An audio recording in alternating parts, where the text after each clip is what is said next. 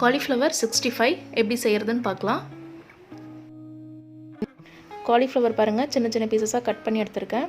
இப்போ இன்னொரு பாத்திரத்தில் 2 கப்பு தண்ணி, அதில் 1/2 ஸ்பூன் மஞ்சள் தூள், 1 ஸ்பூன் உப்பு போட்டுக்கோங்க. போட்டுட்டு காலிஃப்ளவரை போட்டுட்டு ஒரு 5 மினிட்ஸ் கொதிக்க வச்சு எடுத்துக்கலாம்.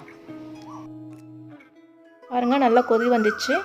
இப்போ ஸ்டவ் ஆஃப் பண்ணிவிட்டு இதை ஃபில்டர் பண்ணிக்கலாம். இந்த மாதிரி கொதிக்க வைக்கிறதுனால காலிஃப்ளவரில் ஏதாவது பூச்சி இருந்ததுன்னா அது அந்த தண்ணியிலே இறங்கிடும். இதுக்கு நான் ஒரு பவுலில் 3 டீஸ்பூன் மைதா சேர்த்துக்கிறேன்.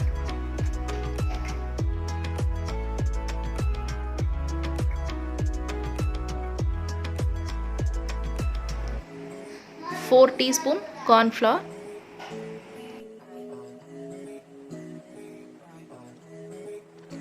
1 ஸ்பூன் மிளகுத்தூள் சேர்த்துக்கோங்க.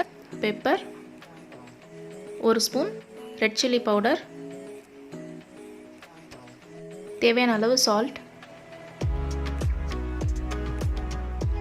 1 ஸ்பூன் இஞ்சி பூண்டு பேஸ்ட்,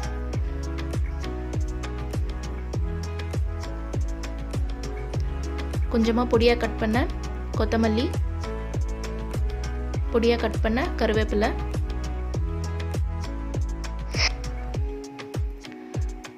ஒரு 1/2 ஸ்பூன் அளவுக்கு கரம் மசாலா சேர்த்துக்கோங்க. இப்போ இது எல்லாத்தையும் நல்லா மிக்ஸ் பண்ணிக்கலாம்.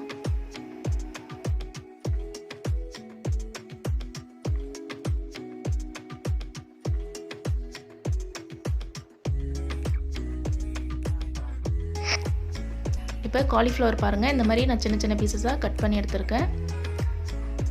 இப்போ இது எல்லாத்தையும் இந்த மாவில் போட்டுடலாம். இப்போ நல்லா மிக்ஸ் பண்ணிடலாம். காலிஃப்ளவர்லேயே ஈரம் இருக்கிறதுனால தண்ணி எதுவும் சேர்க்க வேண்டாம்.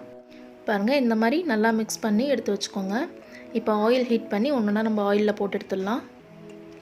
இந்த மாதிரி நல்லா எண்ணெயில் பொரிச்சு எடுத்துக்கோங்க.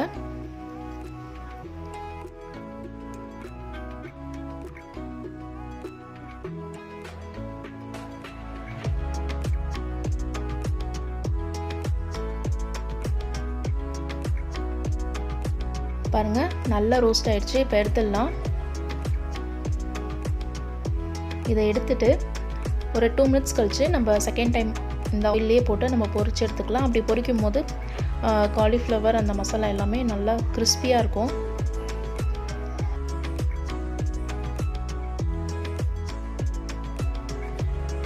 பாருங்கள், மறுபடியும் நான் அதே ஆயிலே போட்டு பொரிக்க போகிறேன். இந்த மாதிரி 2 தடவை பொரிச்சு எடுத்திங்கன்னா நல்லா உங்களுக்கு கிறிஸ்பியாக கிடைக்கும். இப்போ இதை எடுத்துடலாம்.